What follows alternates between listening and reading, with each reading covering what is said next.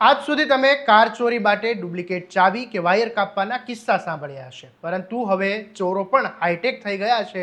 માત્ર એક મેગ્નેટ, એક બ્લૂટૂથ ડિવાઇસ અને મોબાઈલમાં એક એપ્લિકેશન, બસ 5 મિનિટમાં લાખોની કાર સ્ટાર્ટ અને માલિકને ખબર પડે ત્યાં સુધી તો કાર શહેરની બહાર પણ પહોંચી જાય. રાજકોટ શહેર ક્રાઇમ બ્રાન્ચે હવે આવી જ એક હાઈટેક વાહન ચોર ટોળકીનો પર્દાફાશ કર્યો છે. શું છે સમગ્ર મામલો, આવો વિગતે વાત કરીએ આ અહેવાલમાં. નમસ્કાર, હું છું આસિફ કાદરી અને સ્વમાન સાથે તમારું સ્વાગત છે. રાજકોટ શહેર ક્રાઇમ બ્રાન્ચે ગુજરાતના અલગ અલગ શહેરોમાં હાઈટેક પદ્ધતિથી કાર ચોરી કરતી એક ટોળકીને ઝડપી પાડી છે. પોલીસે 2 આરોપીઓની ધરપકડ કરીને તેમની પાસેથી 3 ચોરાવ car, Bluetooth device, magnet, 2 mobile phone સહિત અંદાજે 11,80,000 રૂપિયાનો મુદ્દામાલ કબજે કર્યો છે.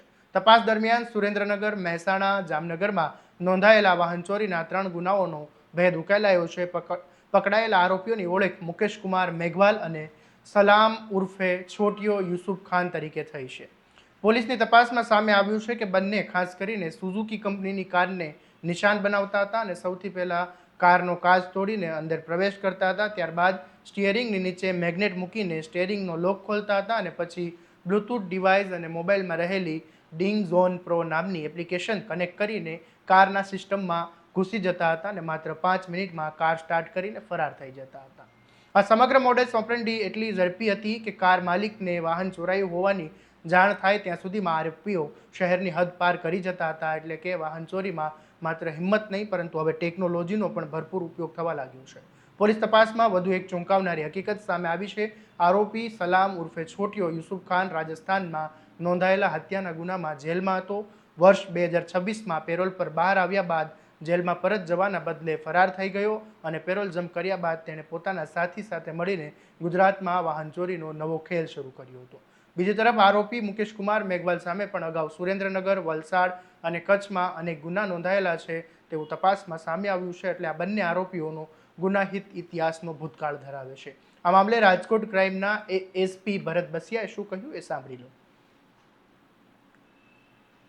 માનનીય police commissioner Shri Brijesh Kumar Jha sir, અધિક પોલીસ કમિશનર શ્રી ચૈતન્ય માંડલિક સર તથા ડીસીપી ક્રાઇમ જગદીશ માંગરવા સરે અનડિટેક વાહન ચોરીના ગુનાઓ ડિટેક્ટ કરવાની સૂચના કરેલ હોય, જેના અનુસંધાને crime branch PI as Chavda, PI Damor તથા પીઆઈ જાદવની ટીમો આ ગુનાઓ ડિટેક્ટ કરવા કાર્યરત હતી. એ દરમિયાન ટેકનિકલ સર્વેલન્સ તથા હ્યુમન ઇન્ટેલિજન્સની મદદથી ક્રાઇમ બ્રાન્ચ પીએસઆઈ વીડી રાવલિયા, ડીપી ઝાલા તથા વીડી ડોડિયાની ટીમને ગુજરાતના અલગ અલગ જિલ્લાઓમાંથી 4 વ્હીલર ગાડી ચોરી કરતી એક આંતરરાજ્ય ગેંગના 2 સાગરીતોને પકડવામાં સફળતા મળેલ છે. આ ઓપરેશન દરમિયાન ક્રાઇમ બ્રાન્ચની ટીમને કુલ 11,70,000ની કિંમતની 3 4 વ્હીલ કાર કે જે એક અર્ટિગા તથા 2 સ્વિફ્ટ કાર પણ કબજે કરવામાં આવેલ છે. અને આની સાથે ધરપકડ થતાં સુરેન્દ્રનગર, જામનગર તથા મહેસાણા પોલીસ સ્ટેશનના વાહન ચોરીના કુલ 3 ગુનાઓ પણ ડિટેક્ટ કરવામાં આવ્યા છે.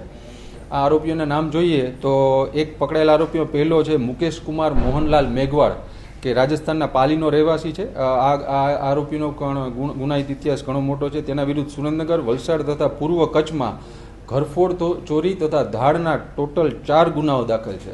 બીજો અન્ય આરોપી સલામ ઉર્ફે છોટિયો યુસુફ ખાન, કે જે રાજસ્થાનના જોધપુરનો રહેવાસી છે. અને એમાં એક મોટો ખુલાસો એ થયો છે કે આ આરોપી સલામ ઉર્ફે છોટિયો વર્ષ 2014ના મર્ડરના એક સજા બિકાનેર જેલમાં કાપી રહ્યો હતો. આ દરમિયાન તે ફેબ્રુઆરી મહિનામાં પેરોલ જમ્પ થઈ અને ત્યારબાદ આવી બધી ચોરીઓને એ અંજામ આપતો હતો.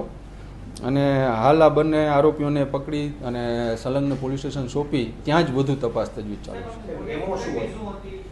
આ બંને આરોપીઓની ચોરી કરવાની પદ્ધતિ ખૂબ એક હાઈટેક અને ખૂબ અલગ હતી. સર્વપ્રથમ તેઓ ગાડીના કાચ તોડીને અંદર પ્રવેશતા હતા. ત્યારબાદ પોતાની પાસે રહેલ 1 કિલો જાડું મોટું મેગ્નેટથી સ્ટેરિંગના લોકના નીચે રાખતા અને સ્ટેરિંગ લોકને તોડી અને સ્ટેરિંગને ફ્રી કરી નાખતા. ત્યારબાદ પોતાની પાસે રહેલ બ્લૂટૂથ ડિવાઇસ તથા એક એપ્લિકેશનની મદદથી કારના સોફ્ટવેર સાથે કનેક્ટ કરી અને કારને અન્ય એક કોઈ પણ ચાવીથી ચાલુ કરી અને ત્યારબાદ ત્યાંથી આ ચોરીને અંજામ આપતા હતા. આમની પાસેથી આ 1 કિલો જેટલા વજનનું મેગ્નેટ પણ કબજે કરવામાં આવેલ છે.